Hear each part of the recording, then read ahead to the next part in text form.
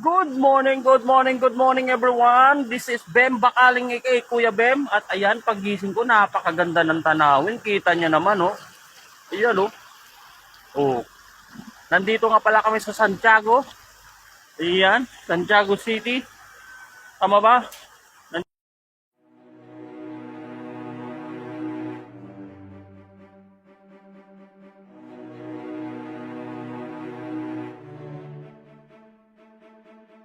Sa kagustuhan kong mamasyal upang tingnan ang ganda ng tanawin, medyo nagulat lang ako sa aking nakita sapagkat ang inaakala kong maganda at pwedeng pasyalan, hindi na pala pwede sapagkat ito'y parang napabayaan na, hindi nalilinisan, makapal na ang damo at halos sira na lahat ng mga upuan na pwedeng pasyalan ng mga kabataan lalo na ng mga magulang at mag-aasawang nagmamahala.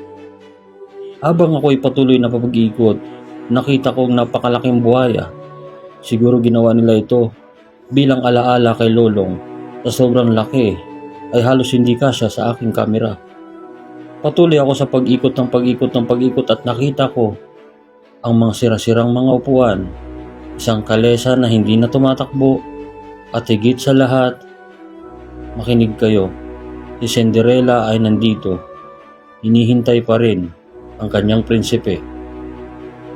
Medyo nasaktan lang ako sa aking mga nakita dahil may mga lagayan ng mga hayop. Nawala na ang mga hayop. Mayroon ding wishing well na kapag humiling ka daw ay matutupad ang iyong pangarap, pero paano matutupad, luma na. At may nakita pa akong isang hayop na tawagin ay owl.